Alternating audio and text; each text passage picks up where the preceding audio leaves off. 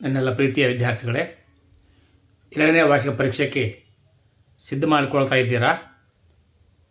ನಾನು ಕೂಡ ನಿಮ್ಮೊಂದಿಗೆ ಧ್ವನಿಗೂಡಿಸ್ತಾ ಇದ್ದೇನೆ.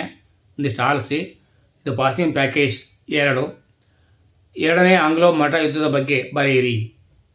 ಮರಾಠರ ಮನೆತನಗಳ ನಾಯಕರ ನಡುವೆ ಸಂಘರ್ಷ. 1802ರಲ್ಲಿ ಹೋಳ್ಕರ್ ಸೈನ್ಯ ಪೇಶ್ವೆ 2ನೇ ಬಾಜಿರಾಯನನ್ನು ಸೋಲಿಸಿತು. ಸೋತ ಬಾಜಿರಾಯನು ಬ್ರಿಟಿಷರ ಸಹಾಯ ಕೇಳಿದನು. ಆಗ ವೆಲ್ಲೆಸ್ಲಿ ಮರಾಠರ ಆಂತರಿಕ ವ್ಯವಹಾರದಲ್ಲಿ ಪ್ರವೇಶಿಸಲು ಅವಕಾಶ ಸಿಕ್ಕಿತು. 1802ರಲ್ಲಿ 2ನೇ ಬಾಜಿರಾಯ್ ಬೆಸ್ಸಿನ್ ಒಪ್ಪಂದಕ್ಕೆ ಸಹಿ ಹಾಕಿ ಸಹಾಯಕ ಸೇನಾ ಪದ್ಧತಿಯನ್ನು ಒಪ್ಪಿದನು. ಇದರಿಂದಾಗಿ ಹೋಳ್ಕರ್, ಸಿಂಧಿಯಾ, ಭೋನ್ಸ್ಲೆ ಮನೆತನಗಳು ಒಗ್ಗೂಡಿದವು. ವೆಲ್ಲೆಸ್ಲಿ ಮರಾಠರ ಮನೆತನಗಳನ್ನು ಸೋಲಿಸಿದನು. 3ನೇ ಆಂಗ್ಲೋ ಮರಾಠ ಯುದ್ಧದ ಬಗ್ಗೆ ವಿವರಿಸಿ. ಆಂಗ್ಲೋ ಮರಾಠ ಯುದ್ಧದ ಪರಿಣಾಮಗಳನ್ನು ವಿವರಿಸಿ. ಪೇಶ್ವೆ ಬ್ರಿಟಿಷ್ ನಿಯಂತ್ರಣದಿಂದ ಸ್ವತಂತ್ರನಾಗಲು ಪ್ರಯತ್ನಿಸಿದ. 1817ರಲ್ಲಿ ಪೇಶ್ವೆ ಪೂನಾದ ಬ್ರಿಟಿಷ್ ರೆಸಿಡೆನ್ಸಿ ಮೇಲೆ ದಾಳಿ ಮಾಡಿ ಸುಟ್ಟನು. ನಾಗಪುರದ ಅಪ್ಪ ಸಾಹೇಬ್ ಮಲ್ಲಾರಿರಾವ್ ಹೋಳ್ಕರ್ ಬ್ರಿಟಿಷರ ವಿರುದ್ಧ ದಂಗೆ ಎದ್ದು ಸೋತರು. 3ನೇ ಆಂಗ್ಲೋ ಮರಾಠ ಯುದ್ಧದ ಪರಿಣಾಮಗಳು. 1818ರ ಕೋರೆಗಾಂವ್ ಅಸ್ಟಿ ಯುದ್ಧದಲ್ಲಿ ಬಾಜಿರಾಯ ಸೋತನು. ಬ್ರಿಟಿಷರು ಪೇಶ್ವೆ ಪದವಿಯನ್ನು ರದ್ದುಪಡಿಸಿದರು. ಬಾಜಿರಾಯನಿಗೆ ವಿಶ್ರಾಂತಿ ವೇತನ ನೀಡಿದರು. ಬ್ರಿಟಿಷರು ಪ್ರತಾಪ ಸಿಂಹನನ್ನು ಸತಾರದಲ್ಲಿ ಪ್ರತಿಷ್ಠಾಪಿಸಿ ಮರಾಠರ ಪ್ರತಿರೋಧವನ್ನು ನಿಗ್ರಹಿಸಿದನು.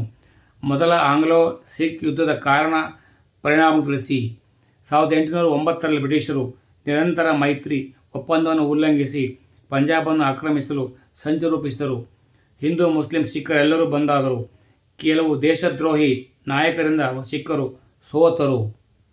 1846ರಲ್ಲಿ ಲಾಹೋರ್ ಒಪ್ಪಂದವಾಯಿತು. ಈ ಒಪ್ಪಂದದ ಷರತ್ತುಗಳೆಂದರೆ ಬ್ರಿಟಿಷ್ ರೆಸಿಡೆಂಟನು ಪಂಜಾಬಿನ ನಿಜವಾದ ಆಡಳಿತಗಾರನಾದನು. ಪಂಜಾಬ್ ಬ್ರಿಟಿಷರ ಆಶ್ರಿತ ರಾಜ್ಯವಾಯಿತು. 2ನೇ ಆಂಗ್ಲೋ ಸಿಖ್ ಯುದ್ಧದ ವಿವರಿಸಿ. 1848ರಲ್ಲಿ ಬ್ರಿಟಿಷರು ಪಂಜಾಬಿನ ಮೇಲೆ ನೇರ ಆಳ್ವಿಕೆ ಹೇರಲು ಪ್ರಯತ್ನಿಸಿದ್ದು. ಇದನ್ನು ಚಟ್ಟಾರ್ ಸಿಂಗ್ ಅಟ್ಟಾರಿವಾಲಾ ಲಾಹೋರ್ನಲ್ಲಿ ಮತ್ತು ಮೂಲ ರಾಜ ಮುಲ್ತಾನಿನಲ್ಲಿ ವಿರೋಧಿಸಿದರು. ಯುದ್ಧದಲ್ಲಿ ಸಿಖ್ಖರಿಗೆ ಸೋಲಾಯಿತು. ಪರಿಣಾಮ ಡಾಲ್ಹೌಸಿ ಪಂಜಾಬನ್ನು ಬ್ರಿಟಿಷ್ ಸಾಮ್ರಾಜ್ಯದಲ್ಲಿ ವಿಲೀನಗೊಳಿಸಿಕೊಂಡ. ಪೇಶ್ವೆ 2ನೇ ಬಾಜಿರಾವನಿಗೆ ಬೆಸ್ಸಿನ್ ಒಪ್ಪಂದಕ್ಕೆ ಸಹಿ ಹಾಕುವುದು ಅನಿವಾರ್ಯವಾಗಿತ್ತು. ಏಕೆಂದರೆ 2ನೇ ಬಾಜಿರಾಯನು 1802ರಲ್ಲಿ ಯಶವಂತರಾಯ್ ಹೋಳ್ಕರ್ ಸೈನ್ಯದ ವಿರುದ್ಧ ಸೋತನು. ನಂತರ 2ನೇ ಬಾಜಿರಾವ್ ಬ್ರಿಟಿಷರ ಸಹಾಯ ಕೇಳಿದನು. ಆಗ ವೆಲ್ಲೆಸ್ಲಿಗೆ ಮರಾಠರ ಆಂತರಿಕ ವಿಷಯದಲ್ಲಿ ಪ್ರವೇಶಿಸಲು ಅವಕಾಶ ಸಿಕ್ಕಿತು. 2ನೇ ಬಾಜಿರಾವ್ ಸೈನ್ಯ ಪದ್ಧತಿಯನ್ನು ಒಪ್ಪಿದನು. ಲಾರ್ಡ್ ಡಾಲ್ಹೌಸಿ ಲಾರ್ಡ್ ವೆಲ್ಲೆಸ್ಲಿ ತನ್ನ ಸಾಮ್ರಾಜ್ಯ ವಿಸ್ತರಣೆಗೆ ಅನುಸರಿಸಿದ 3 ವಿಧಾನಗಳವು. 1. ಸಹಾಯಕ ಸೈನ್ಯ ಪದ್ಧತಿ. 2. ಹೊಸ ರಾಜ್ಯಗಳ ಮೇಲೆ ಯುದ್ಧಗಳು. 3. ಕಂಪನಿಯ ಅಧೀನದಲ್ಲಿದ್ದ ರಾಜ್ಯಗಳನ್ನು ನೇರ ಆಳ್ವಿಕೆಗೆ ಅಳವಡಿಸಿಕೊಳ್ಳುವುದು. ಆಂಗ್ಲೋ ಮರಾಠ ಸಿಖ್ ಯುದ್ಧಗಳ ಪರಿಣಾಮಗಳೇನು? 2 ಯುದ್ಧಗಳಲ್ಲಿ ಸಿಖ್ಖರಿಗೆ ಸೋಲಾಯಿತು. ಡಾಲ್ಹೌಸಿಯು ಪಂಜಾಬನ್ನು ಬ್ರಿಟಿಷ್ ಸಾಮ್ರಾಜ್ಯದಲ್ಲಿ ವಿಲೀನಗೊಳಿಸಿದನು. ಪಂಜಾಬ್ ಬ್ರಿಟಿಷರ ಆಶ್ರಿತ ರಾಜ್ಯವಾಯಿತು. ಬ್ರಿಟಿಷರ ಸಹಾಯಕ ಸೈನ್ಯ ಪದ್ಧತಿಯನ್ನು ಜಾರಿಗೊಳಿಸಿದುದರ ಪರಿಣಾಮ. ಅದನ್ನು ಬ್ರಿಟಿಷರ ಲಾಭ ಏನು? ಬ್ರಿಟಿಷರ ಸೈನಿಕ ನಿರ್ವಹಣೆ ಸುಲಭವಾಯಿತು. ಭಾರತೀಯ ರಾಜ್ಯಗಳನ್ನು ನಿಯಂತ್ರಣದಲ್ಲಿಡಲು ಸಾಧ್ಯವಾಯಿತು. ಭಾರತೀಯ ರಾಜ್ಯಗಳನ್ನು ಆರ್ಥಿಕವಾಗಿ ತೀವ್ರ ಶೋಷಣೆಗೆ ಗುರಿಪಡಿಸಲಾಯಿತು.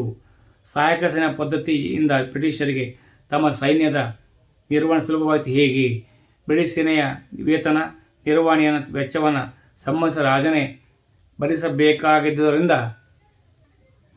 ಕಂಪನಿಗೆ ಸೀಮಿತವಾಗಿದ್ದ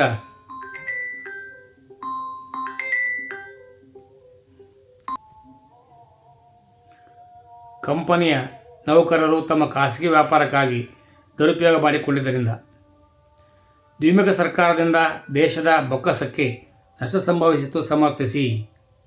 ಕಂದಾಯ ವಸೂಲಾತಿ, ನಾಗರಿಕ ಅಪರಾಧ ನ್ಯಾಯ ನಿರ್ವಹಣಾ ವ್ಯವಸ್ಥೆಯನ್ನು ಭಾರತೀಯ ಅಧಿಕಾರಿಗಳಿಗೆ ನೀಡಲಾಯಿತು. ಕಂದಾಯ ನಿರ್ವಹಣಾ ಆಡಳಿತವನ್ನು ಬ್ರಿಟಿಷರು ನೋಡಿಕೊಳ್ಳುತ್ತಿದ್ದರು. ಕಂದಾಯದ ಹಣ ಬ್ರಿಟಿಷರ ಬಳಿ ಉಳಿದ ಕಾರಣ ದೇಶದ ಬೊಕ್ಕಸಕ್ಕೆ ನಷ್ಟ ಉಂಟಾಯಿತು.